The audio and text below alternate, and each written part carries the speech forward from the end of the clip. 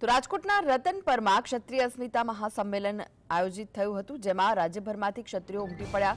ક્ષત્રિય મહાસંમેલનમાં પુરુષો સફેદ શર્ટ, કાળી પેન્ટ અને પાઘડીથી સજ્જ જોવા મળ્યા, તો મહિલાઓ કેસરી સાડી સાથે પહોંચી હતી। આ સંમેલનમાં ક્ષત્રિયોએ હુંકાર ભર્યો હતો।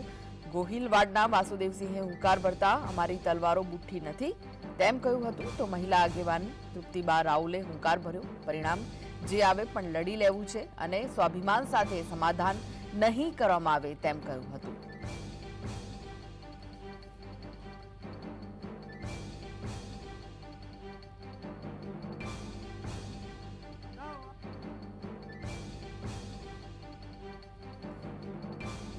વ્યક્તિ માટે પક્ષ માનવ સમાજનું, ભારતની એકતાનું આ બિનજરૂરી સનાતન ધર્મ અને હિન્દુ ધર્મ એની કોઈ વાત રાજપૂત સમાજને શીખવાડવાની જરૂર નથી લાગતી મને, બરાબર છે ને? જેને ધર્મ રાખ્યો હોય, જેને ધરતી રાખી હોય, જેને સંસ્કૃતિ બચાવી હોય, એને બીજા લોકો શીખવાડે એ કેટલા અંશે વ્યાજબી છે। રૂપાલા સાહેબ, અમારી કટાયેલી તલવારો આજ ધોકા કાપવા તૈયાર છે।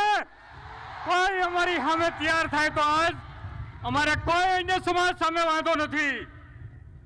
અમારે ફક્ત ને ફક્ત જે કાંઈ લડત છે, અમારી રોટી બેટી જે આપણે વાતો, અસ્મિતાની વાતો કરી છે, એની સામે જ વાંધો છે। રૂપાલા સાહેબની ટિકિટ રાજકોટમાં નહીં, અત્યારે ગામે ગામે મેં ભી મોદી કા પરિવાર એક મુહિમ ચાલે છે। તો હું અહીંયાથી આ માધ્યમથી કહેવા માંગુ છું કે મેં ભી મોદી કા પરિવાર, અને હવે મોદી સાહેબના બહેનો દીકરીઓ પર ટિપ્પણી થઈ છે તો મોદી સાહેબ શું જવાબ આપશે?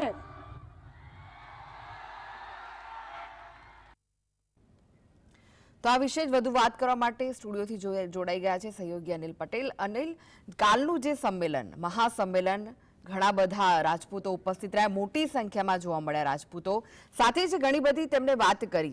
એક તો સ્વાભિમાન સાથે સમાધાન નહીં તેવી વાત કરી, સાથે જ હવે 26 બેઠકો પર ભાજપનો વિરોધ કરવામાં આવશે તે પણ વાત કરી, અને સાથે જ 19 તારીખ સુધીમાં જો રૂપાલાની ટિકિટ પાછી નહીં ખેંચાય તો અલ્ટિમેટમની પણ વાત કરીને આંદોલન પાર્ટ 2ની પણ વાત કરી।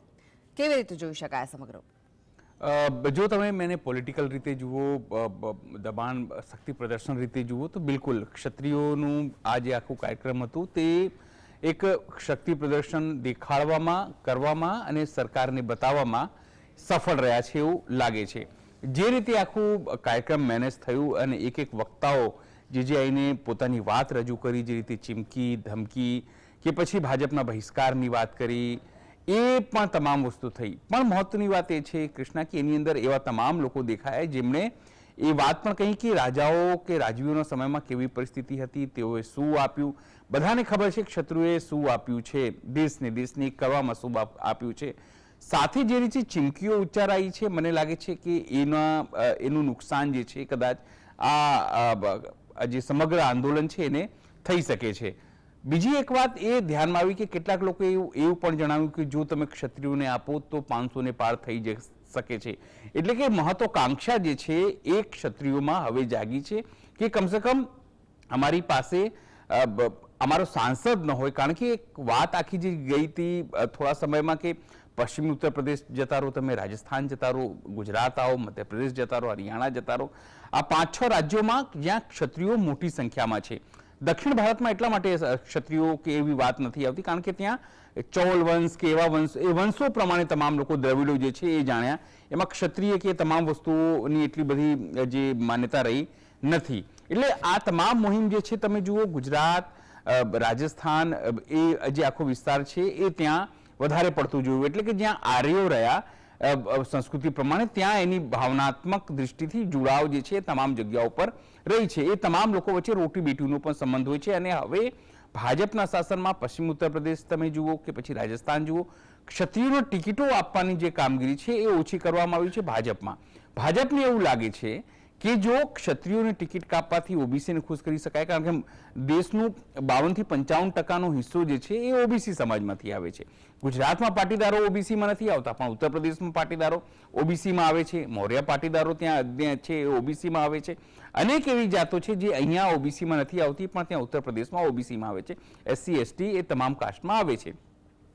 ભાજપે મને એવું લાગે છે, કારણ કે આટલું બધું શક્તિ પ્રદર્શન હવે પાર્ટ 2 કરવાની જાહેરાત, અને હવે અમદાવાદમાં જે રીતે પાટીદાર અનામત આંદોલનમાં હાર્દિક પટેલે કર્યું હતું એવી રીતે અમદાવાદમાં કરવાની તૈયારી છે. એટલે 16મી તારીખે કાલે એવું માનવામાં આવે છે કે ફોર્મ ભરી દેશે અને 19મી તારીખે છેલ્લી તારીખ છે પરત ખેંચવાની, એ તમામ વસ્તુ પ્રક્રિયા ચાલશે. પણ મીનવાઇલ વાત આખી એ છે કે બીજી તરફ આ તમામ આંદોલનને ધીમું કરવા માટે, આ તમામ આંદોલનને સમાવવા માટે વિશ્વ હિન્દુ પરિષદ પોતાની રીતે કામ કરી રહ્યું છે. તમામ જે આગેવાનો છે એને હિન્દુત્વ નામે સમજાવવાનો પ્રયત્ન કરી રહ્યું છે.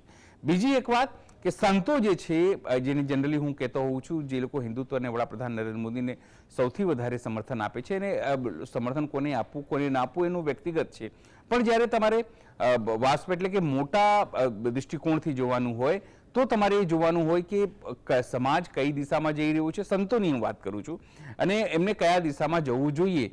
પણ એ સંતો જો માત્ર એક પક્ષ વાત કરે તો નિશ્ચિત છે હું એ આવા સંતોને ભાજપના ખોળે બેઠેલે સંતો કહું છું. 2-3 દિવસથી આવા કવાયત જે છે એ પરસોત્તમ રૂપાલા કરતા દેખાઈ રહ્યા છે, અલગ અલગ સંતોને મળી રહ્યા છે. પણ સમાજમાં, એટલે ખાસ કરીને ક્ષત્રિય સમાજમાં જે રીતે રોષ છે એ રોષ મને નથી લાગતું કે આટલી જલ્દી શાંત થાય, કારણ કે હવે ગામડાઓ સુધી બાયકોટ રૂપાલા અને ભાજપને પ્રવેશ ન કરવાની વાત કરવામાં આવી છે. અને કાલે મહિપાલસિંહ એ જે રીતે વાત કરી કે કોઈ પણ કાર્યકર્તાને ભાજપના કાર્યક્રમમાં ન જવું, સાથે કોઈ નેતા સાથે સીટ શેરી ત્યાં સ્ટેજ સાજા ન કરવી, અથવા તો કોઈ પણ એવી વસ્તુ ન કરવી જેથી એવું લાગે કે ક્ષત્રિયો જે છે ભાજપના સમર્થનમાં છે. એટલે અત્યાર સુધી જે એક વાત આવતી હતી કાલ પહેલા કૃષ્ણા, કે અમારો ભાજપનો વિરોધ નથી, માત્ર રૂપાલાનો વિરોધ છે. કાલની બેઠક પછી, કાલે સાંજે બેઠક પછી સીધું અલ્ટિમેટમ હવે ભાજપને છે, વડાપ્રધાન નરેન્દ્ર મોદીની છે. સવાલ એ છે કે 19 તારીખે જો કદાચ, કારણ કે ઇફ એન્ડ બટ ઉપર બધી તમામ વસ્તુઓ ચાલે છે, જો રૂપાલા, કારણ કે જે રીતે અત્યારે પ્રચાર કરતા દેખાઈ રહ્યા છે, ફરતા દેખાઈ રહ્યા છે, અમરેલીથી લઈને સુરત સુધી તેઓ પ્રચાર કરી રહ્યા છે, એટલે પીઠબળ ઉપરથી એમને છે. અને રાજનાથસિંહથી લઈને તમામ લોકો એ વાત કહી રહ્યા છે કે તમામ વસ્તુઓને સુલઝાવી લેવામાં આવશે. પણ જો 19 તારીખ સુધી ન થાય તો પછી પાર્ટ 2માં જીએમડીસી ગ્રાઉન્ડમાં શું એ મંજૂરી મળશે ઇલેક્શન કમિશન તરફથી, એક મોટો સવાલ છે. બીજી વાત કે શું એવી ગેરંટી છે કે વડાપ્રધાન નરેન્દ્ર મોદી આવીને એવું કોઈ સામાન્ય ભાષામાં કહું તો લટકણીયું નહીં આપે ક્ષત્રિય સમાજને કે તે લોકો માની જાય. કારણ કે 22 તારીખે એવું માનવામાં આવે છે જ્યારથી એમની સભાની શરૂઆત થશે ત્યારે આ તમામ આંદોલનને કોરાણે મૂકી દેવામાં આવશે. પણ એમાં પણ વાત એ છે કે જો ભાજપના જે સૂત્રો એવું કહી રહ્યા છે કે ભાજપ નજીકના લોકો કે હજુ બિલકુલ વેઇટ એન્ડ વોચમાં સ્થિતિમાં છે, હજુ પાર્ટી 19 તારીખ સુધી જોવાના મૂડમાં છે, જો એની અસર વર્તાય, કારણ કે હજુ ગામે ગામ તમામ પ્રકારની વસ્તુઓ ચાલે છે. ભાજપને પણ એવું લાગે છે કે આ આંદોલનની અંદર કેટલાક પૂર્વ અધિકારીઓનો હાથ છે, કેટલાક ક્ષત્રિય અધિકારીઓ છે એમનો પણ હાથ છે, અને કેટલાક સામાજિક આગેવાનો અને ભાજપના પણ કેટલાક નેતાઓ છે, અને પાટીદાર સમાજના પણ કેટલાક નેતાઓ ઈચ્છતા હતા કે આ તમામ વસ્તુઓ જો થાય તો રૂપાલાને અહીંયાથી શિફ્ટ કરી શકાય. પણ હવે આંદોલન એવું સ્થિતિમાં પહોંચી ગયું છે કે હવે સમગ્ર ભાજપની સામે આ આંદોલન આવી ગયું છે. છતાં વેટ એન્ડ વોચની સ્થિતિ છે કૃષ્ણા, કે હવે ક્ષત્રિયોએ તો કાલે આ તમામ વસ્તુ કરી છે. હવે જે રીતે એ લોકોના કાર્યક્રમોમાં વિરોધ થઈ રહ્યા છે, એ પછી CR પાટીલનો કાર્યક્રમ હોય કે લોકલ સ્તરે જે કાર્યક્રમો થતા હોય છે, ધારાસભ્ય લેવલના સ્તરે, એમાં વિરોધ પ્રદર્શનો હવે બધી જગ્યાએથી ચાલુ થઈ ગયા છે. કારણ કે એક આક્રોશનો જે માહોલ છે એ દેખાઈ રહ્યું છે. ખાસ કરીને મહિલા જે ક્ષત્રાણીઓ છે જેમને એવું લાગે છે કે જ્યારે તેઓ વિરોધ કરવા ગયા ત્યારે તેમનું અપમાન થયું, તેમને પોલીસે ટીંગાટોળી કરીને અપમાનિત કર્યા. એ પાઠ બીજો હતો જેના કારણે તમામ નારાજગી પ્રવર્તી છે. બીજી વાત, કાલે જે સ્ટેજ ઉપર એ તમામ લોકો આવ્યા માત્ર ગુજરાતના લોકો નહોતા. તમે જો એની અંદર રાજસ્થાનના લોકો હતા, એની અંદર ઉત્તર પ્રદેશના લોકો હતા, હિન્દી ભાષી જે ક્ષત્રિયો હતા એ પણ અહીં આવ્યા હતા. એમને એવું લાગે છે કે હવે એમના અસ્તિત્વનો સવાલ છે. એટલે રૂપાલા ના બહાને હવે ભાજપને સામે શક્તિ પ્રદર્શન કરી રહ્યા છે, અથવા તો ભાજપને અથવા તો કોઈ પણ સત્તાને, માત્ર ભાજપ નહીં કોઈ પણ સત્તાને બતાવવાનો પ્રયત્ન કરી રહ્યા છે કે અમારું અસ્તિત્વ છે, અમારી વાત માનવી પડશે, તમે એવું માનો કે અમે થોડા છીએ અને અમારી મતોની કિંમત નથી તો અમે ઇન્ફ્લુઅન્સ કરી શકીએ છીએ. પણ સવાલ એ છે કે હજુ પણ સીધી રીતે તેઓએ કોંગ્રેસનો કે ઇન્ડિયા ગઠબંધનનો એવું કંઈ વાત નથી કરી. એવું જરૂરથી કહી રહ્યા છે કે ઓપરેશન રૂપાલા થશે, એવું જરૂરથી કહી રહ્યા છે કે અમે સહયોગ નહીં કરીએ, અમે બીજાને વોટ કરીશું. પણ વર્ષોથી ક્ષત્રિય સમાજ, ગુજરાતની વાત કરીએ કે અન્ય રાજ્યોમાં, એ ભાજપનું કોર વોટ બેંક રહ્યું છે.